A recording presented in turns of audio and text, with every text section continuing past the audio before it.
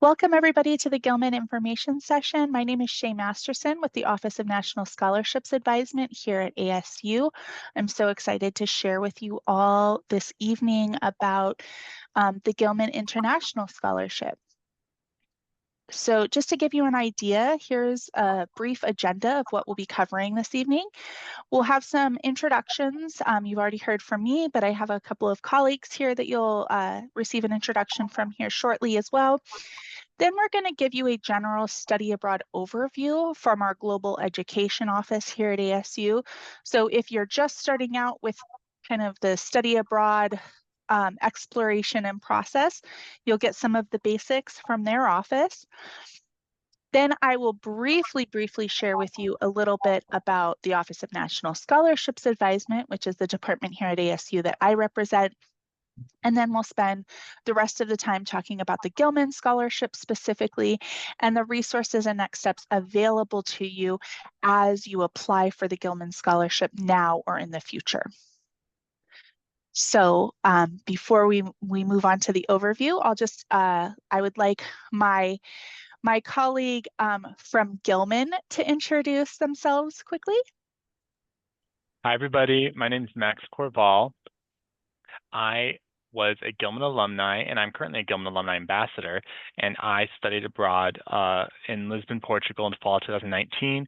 I was an undergraduate student at ASU. I graduated in 2020, so I'm really excited to be here and talk more about my Gilman experience and the amazing benefits of being a Gilman scholar. Thank you, Max. And then my other colleague from the Global Education Office. Hello, everyone. I'm also Max. I'm a senior international coordinator in the Global Education Office. I oversee a lot of the faculty-directed and global intensive experience programs. So I'll be talking to you all about the Global Education Office here in a little bit. Thank you both so much. Also, just so you know, please feel free to type questions into the chat feature as we go through the presentation. I will keep an eye on it for not just myself, but my colleagues here. If there is a question asked in the chat that will be answered shortly, I'll kind of wait for a response, but otherwise we'll try to keep those questions answered as they fit in with the overall presentation and make sure they all get answered before we end the session for today. So just share those in the chat at any time. And I'll hand it over to Max from Global Education. Yeah, so it's great to see so many students here. A pretty good turnout, I would say. So many students interested in the Gilman Scholarship and how it can be used towards a global education study abroad program. So yeah, so I have been here for 3 years. As I said before, I've overseen a lot of the faculty directed and global education or global intensive experience programs. So in a little bit, I'll get into what exactly those mean. We have 4 main program types, but first I wanted to mention that we're located in the Student Services Building on the 2nd floor, which is across from the Financial Aid Office. So if you guys know where the Financial Aid Office is, then you know where the Global Education Office is. So please come by and see us sometime. I'm here to help you guys anytime with any of our anything you need at all, even if it's not for a faculty directed or a GIE program. I'm always here to help. Our office coordinates short-term, summer, semester, and full year study, intern, and research programs. And I'm going to break down what each of those are in a little bit. We do have over 300 programs in more than 65 countries. No matter which type of program you choose, you're bound to grow academically, professionally, and personally. Next. So these are really more like the 3 principal tenets, I would say, of our program options, like our goals, the things that we have in mind for each of you to accomplish if you're going on one of our programs. Whichever program you're going on, you're bound to like broaden your perspective of countries and cultures. Even in a country like the UK or Australia, for example, you'll still learn how fascinatingly different the culture is from what you're used to in the US, and maybe that can help you challenge, I would say, challenge. It might it could cause you to analyze like how being from the United States has shaped your identity, which will definitely allow you to become more of a global citizen, I would say. The second tenet there is growing your independence. So studying abroad is one of the most effective ways to grow your independence and become an effective, active learner, especially on a semester or academic year program, because those are the longer ones. So you'll have more time to become more independent. For most students, studying abroad is the first time that they ever leave the United States. Or I mean, maybe with like a family on a vacation or something. But generally speaking, I mean, at least for me, when I studied abroad 10 years ago, in Australia, that was the first time I had ever left the country, and immediately I felt outside of my comfort zone. But immediately it made me feel more independent. And as I like to say, a comfort zone is a beautiful place, but nothing ever grows there. So the last tenet there of the three would be studying abroad has been proven to make you more competitive on today's global job market. Whether you spend a year abroad or a summer on one of our internship programs, or even a week on a GIE program, networking, you'll definitely, your experience will pay dividends in your not too distant future. So you can think of it as like an investment. Think of it as an investment in yourself. Companies have become increasingly more interested in hiring applicants who can contribute to a more globalized workforce. And your experience on a study abroad program could definitely be the thing that makes you stand out from other applicants. Next slide. So these are our four program types. We looked at these a few slides ago, but now I'll get into more about what they actually are. Our programs range anywhere from a week to a year in length, anything in between. So first on the list here are the FD programs, faculty directed, which those, along with the GIE programs, the global intensive programs at the bottom, those are the programs that I personally oversee. On a faculty directed program, you'll be part of a cohort of other students who are traveling with generally two ASU program leaders, sometimes three, sometimes one, but generally two. This is our most popular program type. And then they're always run in the summer, generally between May and July. Tuition is not included in the program fee for faculty directed programs. I'll skip down to the last one on the list there because it's similar to FD programs. The GIE, the Global Intensive Experience programs, they're very similar to faculty-directed programs. The primary difference would be that they're shorter. They're much shorter. They're like usually about 1 week, and they're run during academic breaks, like spring break or winter break.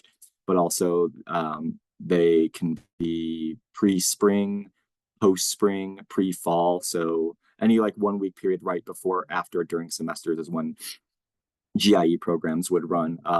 They're generally our most affordable program types because of the length, but they don't include tuition. Like that's one of the big differences between GIE programs and FD programs. GIE programs do not include tuition. So the second one on the list there are partnership programs. Those partnership and exchange are pretty similar. Partnership programs are connected with an outside study abroad provider in conjunction with the Global Education Office. The provider helps students arrange their own a study abroad experience, basically. So you're kind of doing a lot of the work, but they're also helping you, the third-party provider. They help you coordinate visa applications, housing, course enrollments, excursions. They still give students a chance to immerse themselves in a new culture, but the providers that you would be working with, the kind of like the third-party institution, they would be providing on-site in-country support to help you navigate life abroad. This third one there, partnership programs. Excuse me. Exchange programs. That is generally what people think of when they hear study abroad. That's what I did in Australia. That's like those are the most independent program types. So if you're really trying to, like I mentioned before, grow your independence, that would probably be the one for you, because in those programs, you're going to enroll directly in the other university, like your host university, for the academic term that you're going to be abroad. So you'll be arranging your own housing, enrolling in your own courses, coordinating your visa applications, travel plans, excursions. So it's really the most independent experience, but it's also the most rewarding experience in terms of self-growth and independence, I would say. Next slide. Eligibility requirements. These vary by program. Most of them, by default, there's a 2.0 minimum GPA. A lot of programs, especially with maybe WP Carey or Barrett, have much higher GPAs, but by and large, most GPAs are between 2 and 2.75. It depends on the faculty, the program leaders who create the programs, like if they want to raise the GPA or not, but otherwise the GEO standard is 2.0. I personally don't have any programs. I've never had a program that's had a foreign language proficiency. I think those are more for partnership and exchange programs. And then as far as prerequisite requirements, most of them don't have those, but there are definitely a decent amount that do. So you can always check that information on our program brochures for all the programs. You'll see what the eligibility requirements are.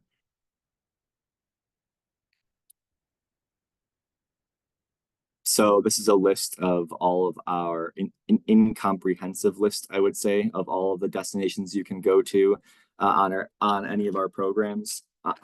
We have the preferred ones on the left, and then the other possible destinations on the right. The other possible destinations are the most popular program locations. That's like there's like 20 there that receive like a very large bulk of the amount of students that go abroad through our office. With good reason, those are all incredible places to go to.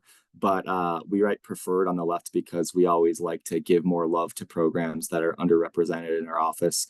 And if I'm not mistaken, if you apply for the Gilman scholarship to be used on a program in one of those countries, you have a higher chance of getting it if it's one of the countries on the left.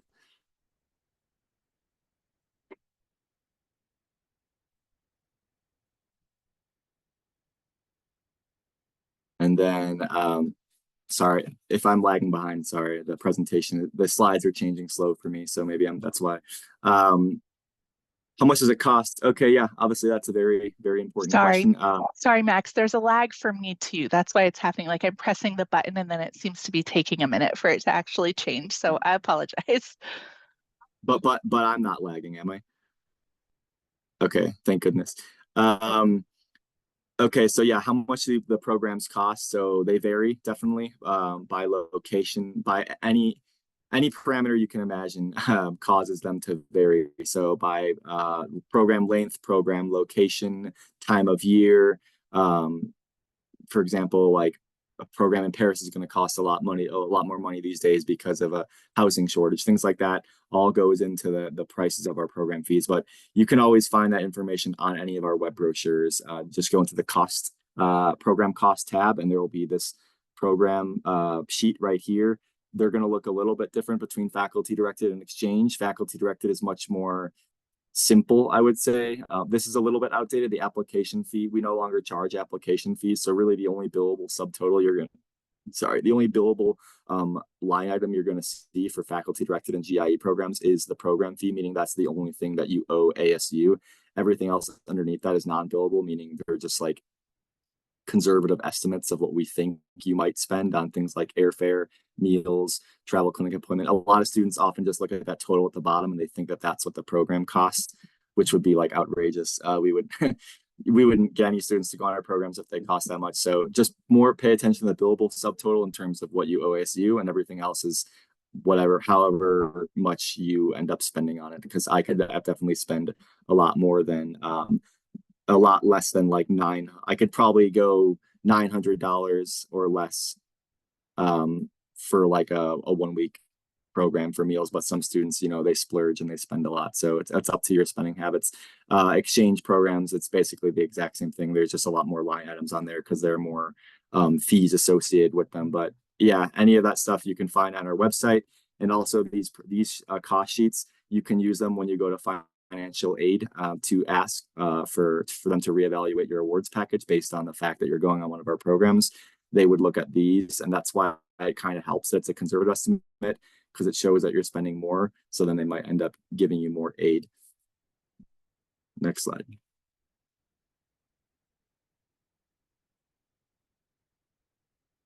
Okay, so the Obama scholarship. The Obama scholarship can be used towards a semester-based study abroad program. So they're generally more effective slash more used towards partnership and exchange programs. The most important thing to know with the Obama scholarship is that it will only ever be based on the cost of attendance estimate ASU, as if you were spending that semester at ASU, even if you're doing an exchange program where you're paying tuition and all the cost of living at that foreign institution in that foreign city.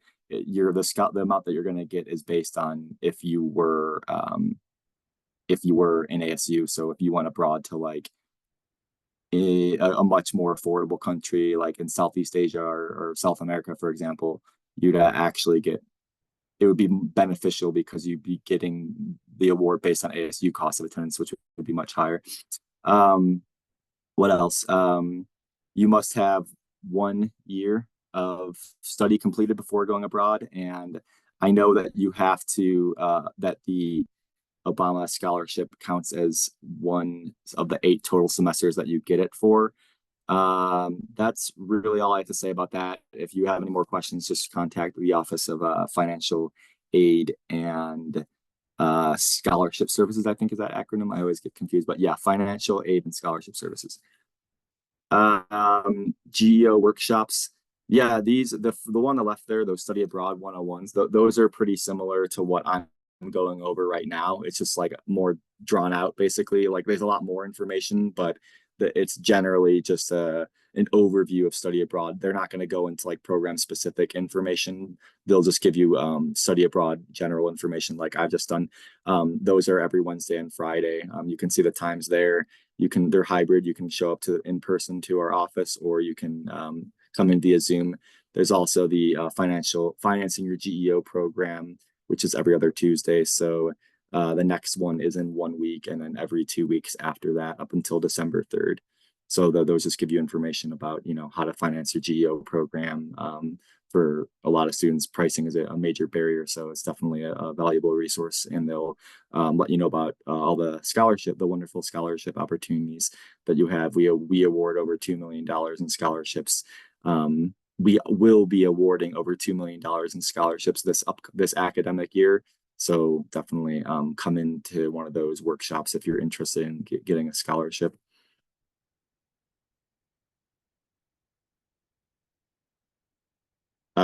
The GEO deadlines, as you can see, in 8 days is the next one. That's for calendar year, pre-spring, spring semester, and winter break programs. And then November 15th is the spring break programs, January 31st for post-spring, March 1st for summer, fall semester. Those are the application deadlines. A lot of students often think that that's when they need to like confirm to the program by, but generally they have a week. Generally, they have a week after the application deadline to actually go in and hit the commit button, which is once you're financially obligated to the program. So those deadlines can kind of vary, but the ones that are written right there, those are the default application deadlines for when you need to have your application submitted by. So if you are interested in a pre-spring, spring semester, winter break, or calendar year program, I would say get the ball rolling on that, because we have 8 days until September 25th.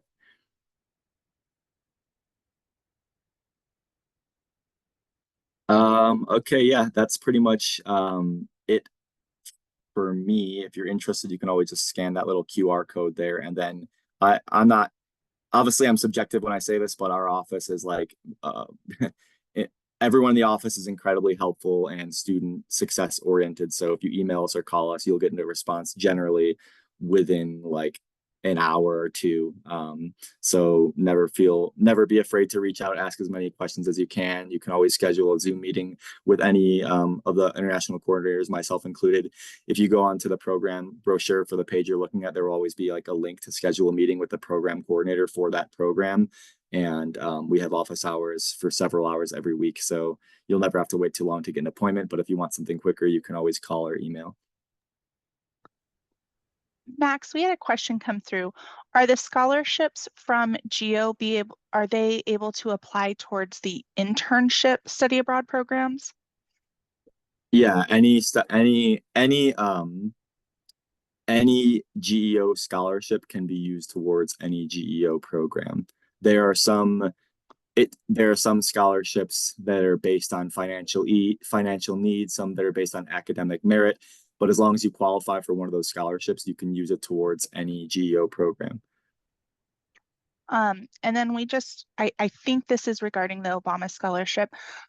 So finishing freshman year in May of 25, so at the end of this academic year, so participating in a summer program. But again, with the Obama scholarship and usually other tuition and fee-based scholarships that are for your ASU undergraduate expenses that can be applied towards study abroad, whether it's Obama or another scholarship that also allows for that, those typically have to be semester study abroad programs. So fall or spring semester, they don't count summer semester as one of your 8 semesters of receiving funding. Now, you may be receiving a different scholarship, or there's other scholarships like the GEO scholarships and the Gilman scholarship that can apply towards summer programs. But for your tuition-based scholarships like Obama, those are for fall or spring semester programs only. Correct, Max? Yes, Obama scholarship cannot be used on summer programs. Yeah. And then if you've applied for the FAFSA and received grants and or loans through FAFSA, those typically can be applied towards any of your expenses, including study abroad, as long as you don't owe the institution for non-study abroad expenses. Just trying to answer these questions that are coming through. But again, with financial aid and scholarship questions, not GEO scholarship, not Gilman scholarship, but like your general financial aid package to ASU, those questions are always best confirmed for sure by financial aid and scholarship services. Max and his colleagues in the Global Education Office and myself and my colleagues in the Office of National Scholarships Advisement are not the experts on financial aid and scholarship. We're the experts on these particular areas, right? So just to make sure you are aware of that. And so, yes, the Obama scholarship, the New American scholarship, those other scholarships that will cover your tuition for the academic year cannot be applied towards summer programs, global intensive programs, faculty directed programs. Those fees would be in kind of addition to your general tuition and fees, whereas an exchange or partnership program for the semester, they could be applied towards. Yeah, also, I believe the Obama scholarship can be used towards the tuition associated with the GIE program, but it can't be used towards the program fee for the GIE program. Okay. And then in terms of studying abroad in general, you can study abroad. That the waiting 1 year to be eligible was for using your scholarship. You're eligible to study abroad pretty much any time in your undergraduate. So as a first year student, you could study abroad next semester as long as that's what the program eligibility is for. Some programs will have varied eligibility, as Max mentioned, but it just kind of depends. In terms of the Gilman scholarship, we're going to get into that. So I'm going to hold those questions and I'm going to hand things over to the other Max in the room to share a little bit more about their experience. Hi, everybody. Thanks, Shay. And I can definitely relate to many of the comments and people here. I definitely, when I was a student at ASU, had a lot of these same questions when it came to finances, when it came to, scholarships, how did everything apply? I also received the Obama scholarship, for example. And I have to say, I definitely was able to find the assistance I needed through various, on-campus resources, including ONSA, GEO, and then, of course, financial aid and scholarship services. So likely these questions have been answered before. I'm sure some people have unique cases, but don't let that inhibit you from studying abroad. There are plenty of resources available, including the Gilman Award, to help fund your international experience. So a little bit more about me. I was studying geography at Arizona State University as an undergraduate, and I knew that I wanted to study abroad during my time at ASU, but again, like I said, I had questions about finances, when was the right time, where could I go? And so I'm happy to say that I was able to study abroad in fall 2019, which is my senior year, in Lisbon, Portugal, through a partnership program. And in addition to receiving the Gilman scholarship, there are some additional awards that are awarded through Gilman as well. And so I received an additional Critical Need Language Award as part of my award to study Portuguese language during my time abroad. And so I chose this opportunity because in addition to getting my degree in geography, I was also getting a Brazilian studies certificate. And so this was really an opportunity for me to immerse myself in Portuguese language and culture. It was a semester length program, which worked well because I was an Obama scholar. And so it transferred. I got to have a really long-term immersive experience to boost my Portuguese language and culture skills.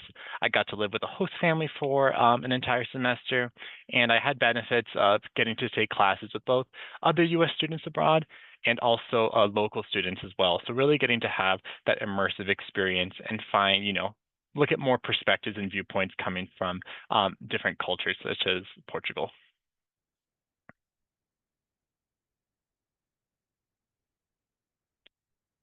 And, Gilman really set me up for success in so many different ways.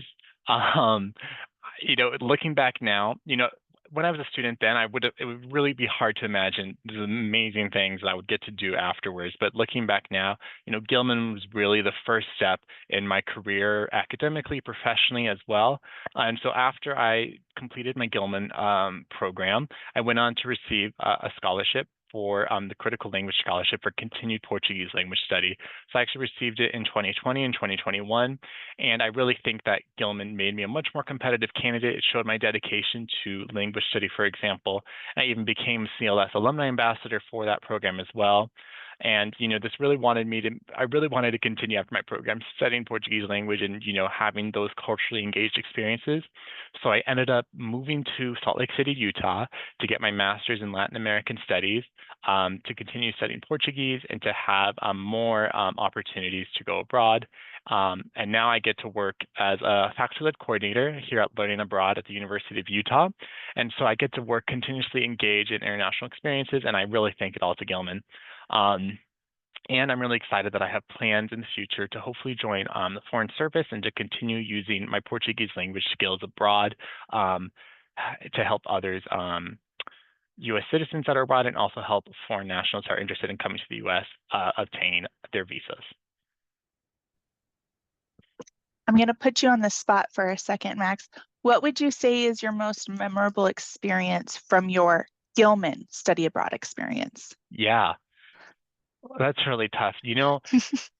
Honestly, my favorite part was just the mundane reality of getting to study abroad. And that was actually my favorite part, getting to, have my own Portuguese breakfast in the morning or having the local coffee shop down the street that I loved going to, getting to have my bus route, in Lisbon, it was the mundane things that actually really made the experience so special for me and the things that I really took with me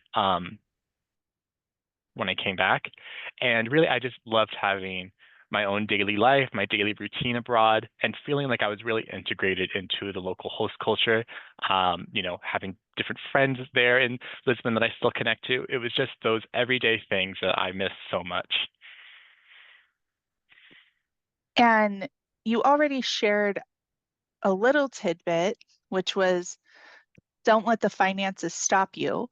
But is there one other piece of advice you would give any student who's currently contemplating studying abroad but not quite sure? Yeah, I always say, if not you, then who? Don't ever sell yourself short. Don't cut yourself short. I totally get it. Sometimes studying abroad can feel, quite unattainable, or maybe you think, those experiences aren't meant for me. That's not for me. Don't think that. I promise you, there are experiences out there to learn abroad that are meant for you. You are the perfect candidate, so don't sell yourself short. If there's a program that interests you, find ways to make it happen and apply for the Gilman Scholarship. Especially if you're here, take that initiative to, find out more about resources and don't sell yourself short. I always say, let the committee or let whoever, say you're not right. Don't be the one to self-select out of a program. Absolutely.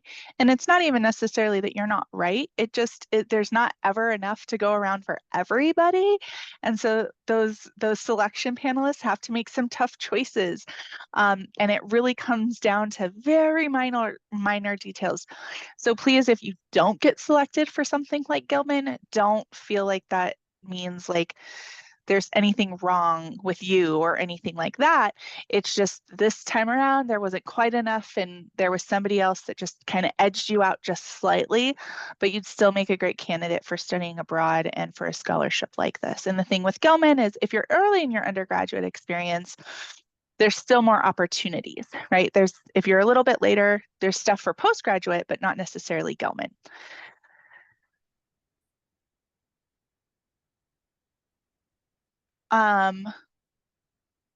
Is there a situation where study abroad is not recommended, such as students who are parents, I believe is what that's asking. And as Max, the other Max said earlier, you can study abroad for as little as a week. So if you have other obligations that are, not allowing you to go for like a full semester or a full year or even the full summer, you can literally go for a week over spring break or a week over winter break or a week during the summer, right? So, which I know can still be challenging for those with children or full-time jobs that maybe they don't have the vacation time with or those kinds of things. But just keep in mind that you can still get a really amazing and transformative study abroad experience with these global intensive programs. So I can't really think of any circumstances, like general circumstances that would just be like, yeah, study abroad's not recommended. There are things to consider for each individual person, right? Like if you need certain medications or have certain disabilities, that may be something that you take into consideration for which countries you choose to study abroad in, or for how long you choose to study abroad in. If you have dependents that you're caring for and need to cover their care, have somebody to cover their care while you're gone, that's something that you have to consider and maybe be a reason for a shorter term program. Those kinds of things, but I don't really think there's any just general circumstances where we would say study abroad is not recommended. Would you all agree with that, Max's? Yeah, the GIE programs are definitely they're almost made with students, non-traditional students in mind. Also, that can be applicable if like you have a really regimented academic program where it's like you have to be taking these specific courses every semester. Going away for a full semester can be a challenge when you have these engineering classes and you're not necessarily going to be able to find the equivalent at an international institution, right? Or maybe the idea of being gone for a whole semester from everyone you know and everything you know is just scary for you. Go for that global intensive. And what we often find is if you start with a shorter term program, it kind of you get the bug and then you want to go and do more and longer. And as you notice with both of those joining me this evening, they've done multiple study abroad programs while they were students. So that is very common if circumstances allow that for you in your own circumstances. And there's scholarships to help you with that. So now we are going to get into the topic at hand in terms of the title of today's information session. So just very quickly, in case you're not familiar with the Office of National Scholarships Advisement, or ONSA, here at ASU, we advise ASU students and alumni on about 100 or so competitive, merit-based external awards. So these are awards that are coming from outside of the university, and they're usually available on a national or international scale. So you'll be in competition with folks from around the country and sometimes around the world for the scholarships that we advise on in ONSA. It's not the case for the GEO ones. Those are just ASU students, right? It's not the case for the Obama Scholarship or NAMU, but for the ones we advise on, they're outside of ASU, and that means folks from around the country can apply for them. So we inform our ASU community about these opportunities, but then more so, we give guidance and feedback through the application process. So if you decide to apply for the Gilman Scholarship or any of the other awards our office advises on, then myself or somebody else in our office will be there to support you through that entire application process, giving you general guidance and tips along the way, especially as it relates to the written portions of the application, which all of the awards we advise on will require written statements, including the Gilman Scholarship. If you apply for something that requires an interview, that is advised on by our office, not just general interviews, but one of these fellowships or scholarships that we advise on and they require an interview, that's also a component that we will help you with. The reason you see an asterisk on the screen though is that's not a requirement for Gilman. Okay, so you don't have to worry about that if you apply for Gilman. There won't be an interview as part of your application and selection process. But just a note, if you do apply for one of these awards, these other awards that does have an interview component, our support would include that. So that just gives you a basic idea of our office. We are located on the Tempe campus in Honors Hall, which is part of Barrett, the Honors College, but we are open to all of ASU. That's just where we're physically located. We also have drop-in hours at the other campuses in the greater Phoenix area. I'll actually be at the West Valley campus tomorrow. And then all of our advising and support is also offered virtually, just as this session is offered. So even though we're located on the Tempe campus, we're available, all of the same resources and support from our office are available no matter where you are as an ASU student or alumni.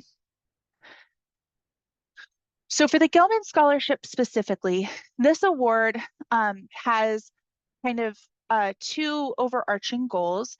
It is to help students study abroad, of course, but it's to expand the population of students who typically study abroad.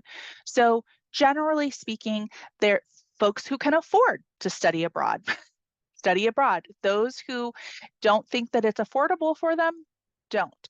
So that is a big reason why this scholarship was created. And that is why you do have to be a Pell Grant recipient in order to be eligible for this specific scholarship, because you have a financial need. It also aims to broaden the destinations that students are studying abroad in.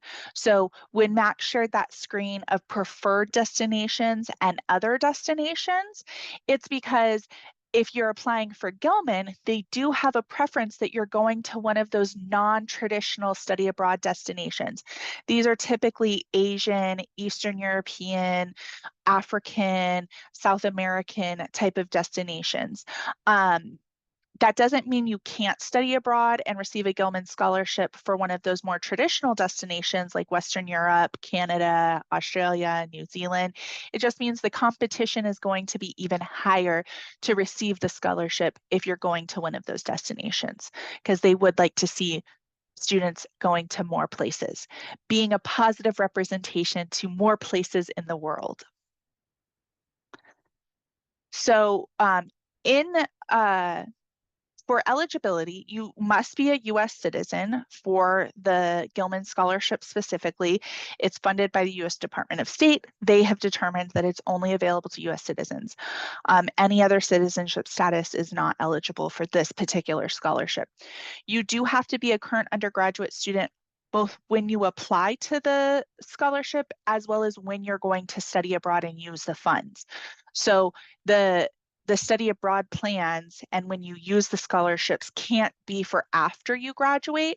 The only slight caveat there is if you're going to do a global intensive experience that is post-spring, meaning immediately after the spring semester ends, and that's when you're graduating, those programs are considered part of your spring semester. So technically, even though the dates of your study abroad experience are right after graduation, technically it's part of your your undergraduate experience. If you want to do a full summer study abroad program after you've completed your graduation requirements, you can also do that. You would just extend your graduation date to August instead of May. So that's also another way around that little requirement. But beyond that, you wouldn't be eligible for something further on into the future after you've completed your graduation requirements for this scholarship. There may be other awards. There are other awards our office advises on that could be for after you graduate. And you do have to be, as already mentioned, a Pell Grant recipient. So not Pell Grant eligible. There are some awards out there that are for Pell Grant eligible students. For Gilman, you do have to be receiving the Pell Grant. That can be either when you apply or when you study abroad, or both of those time periods. So there is a little bit of flexibility with meeting that eligibility requirement, but you do have to be receiving the Pell Grant. And your study abroad program that you've chosen has to be credit bearing. That is the case for all of the programs offered by the Global Education Office. Correct me if I'm wrong, Max. But you might find other study abroad programs out there outside of the university system. You would have to confirm that they are credit-bearing programs in order to be eligible for the Gilman Scholarship. Like I've seen, there's some programs to like shadow doctors in other countries for like a couple of weeks. Those are typically not credit-bearing programs, so they wouldn't be Gilman eligible. Now, if you find a credit-bearing study abroad program where you can also shadow doctors when you're abroad, that'd be another story. But if all you're doing is shadowing the doctors, those programs typically aren't credit-bearing and Gilman eligible. So what does the Gilman Scholarship provide you with? I told you I would be answering this question. So the scholarship, the base scholarship is for up to $5,000. Not everybody will receive $5,000 who receives the Gilman Scholarship, but that's the total amount that you're eligible to receive at the base value. Full disclosure, most students who are selected usually end up receiving between the $3,000 and $4,000 range, but it's all based on your overall need for your study abroad expenses, as well as the strength of your application. There are 2 supplemental awards that can add on to the total amount you're eligible for in certain circumstances. So if you're like Max and you're going to study Portuguese or one of the other critical languages that Gilman has identified on their website. I'm not going to go over all of them right now, but that information is available on their website in the link that I'll be sending out after today, as well as in resources that we have available to you. If you're studying one of those languages while you're abroad, you can apply for the Critical Language Supplemental Award, which is up to $3,000. So then you would be eligible for a total up to $8,000. There's also a relatively new STEM research supplement. So if you're going to be conducting STEM research while you are studying abroad, not just you're engaged in STEM research in general, or not just you're in a STEM major, but you're going to be doing STEM research while you are studying abroad, then you can apply for that supplemental award too. You could potentially be doing both STEM research and critical language studies, so you could technically be eligible for up to $9,000. I haven't seen that actually happen. It's usually one or the other, and most people who apply are only eligible for that base $5,000 award.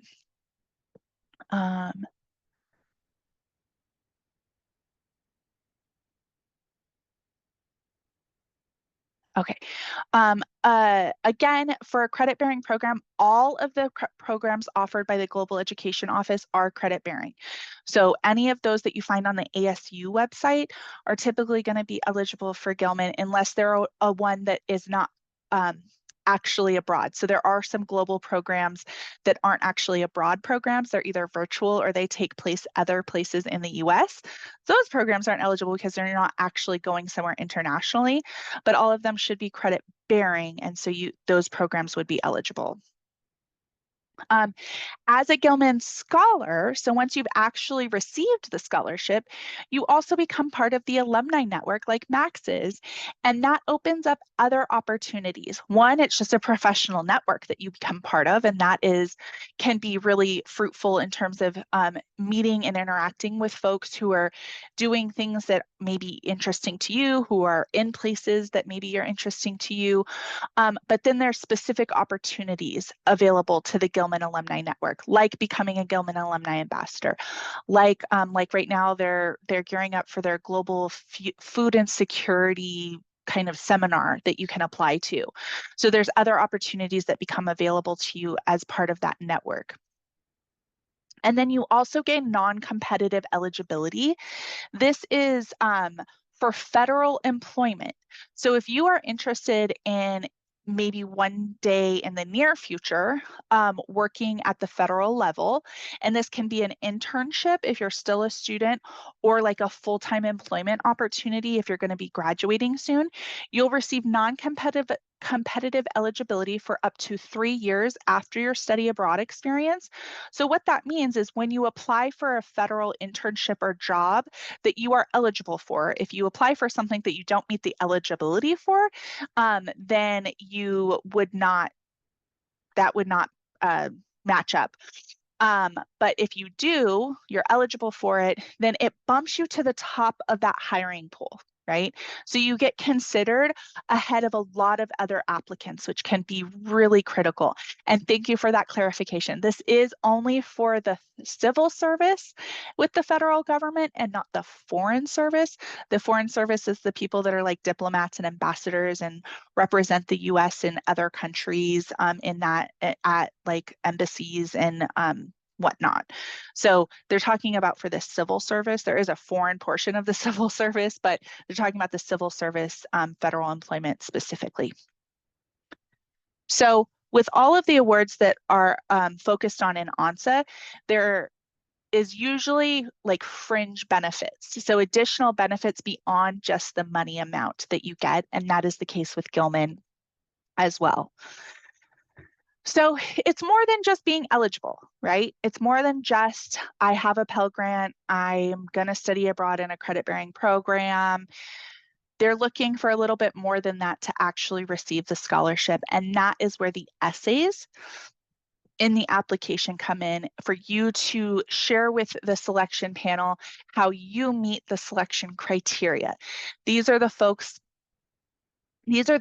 that they look at to determine whether you will receive the scholarship or not. And only about 1 in 4 people who apply actually receive the scholarship.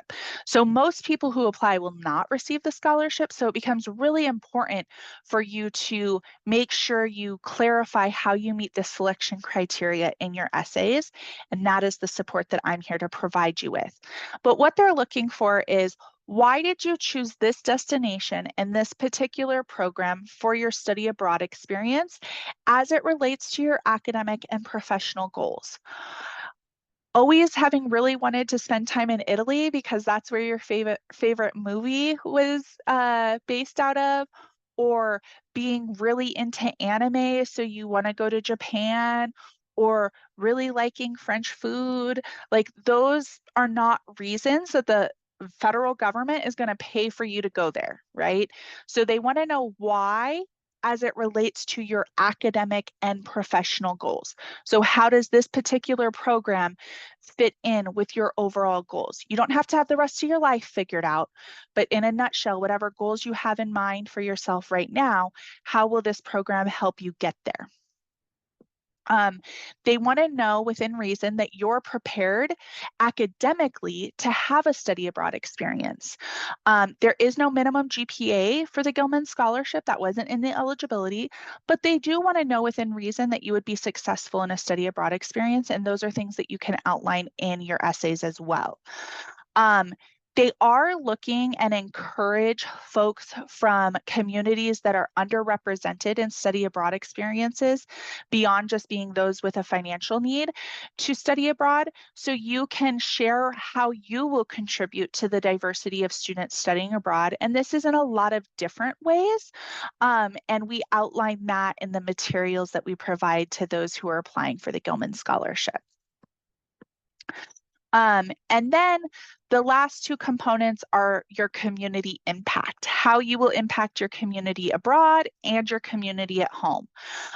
So while you're abroad, they want to know how you will be a positive representation of the US in your experience abroad, and how you will come to better understand the people, the country, the culture that you are visiting while you're studying abroad. So building that mutual understanding between US and fill in the blank country, culture, destination, people, right? So in your little part, how will you help build that understanding? And then upon your return, how will you share with other folks about the amazingness that is studying abroad and how there's resources like the Gilman Scholarship to help you study abroad? So when they talk about your impact on your home community, that's specifically what they're referring to. And again, this is all done through your 3 essays that you will write for your Gilman application. If you're applying for one of those supplemental awards, you'll add additional essays for each one of those supplemental awards, but the core will be 3 essays in which you outline this information. And again, the resources that are provided by our office and myself is what can help you make sure you hit all of these points. So we talked about the GEO application deadline. So that's the deadlines to apply for the actual study abroad program through the GEO office. Then there's the Gilman deadline. So we are currently in one of the application cycles for the Gilman Scholarship. The application is open now and due October 10th. So about 3 to 4 weeks from now. This is if you are planning to study abroad anytime between December of this year and October of next year. Wait, no, I got that. Yes, October of next year. Sorry, I'm losing my mind a little bit. It's been a busy day.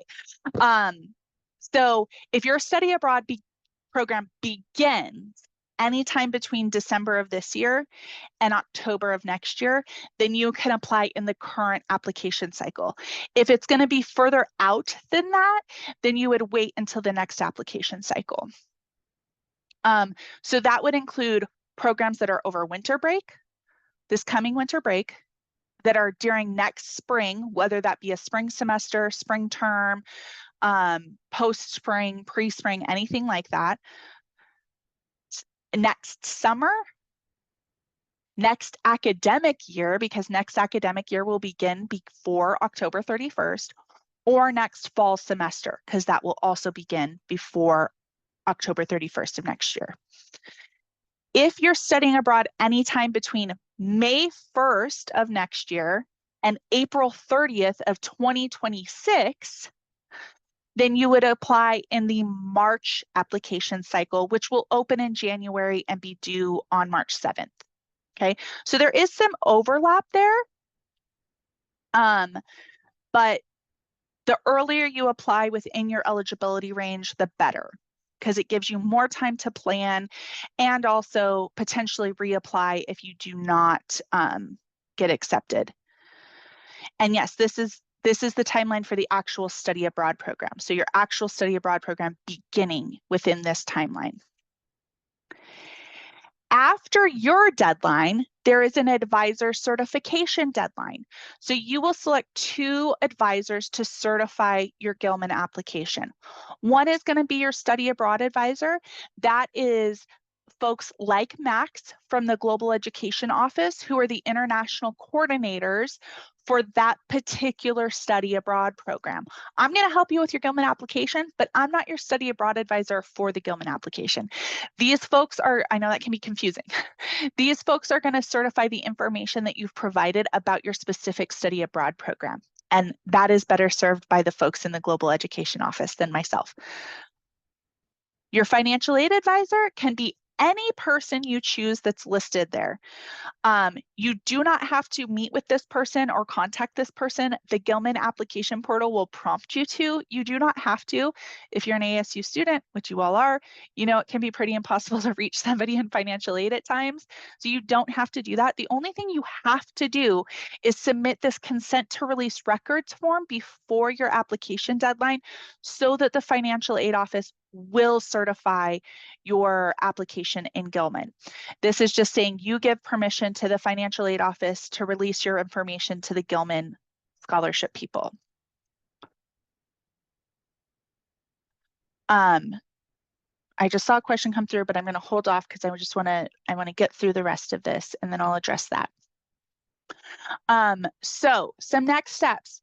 If you have not already, you need to select a study abroad program. You do not have to have already applied to that study abroad program to apply for Gilman.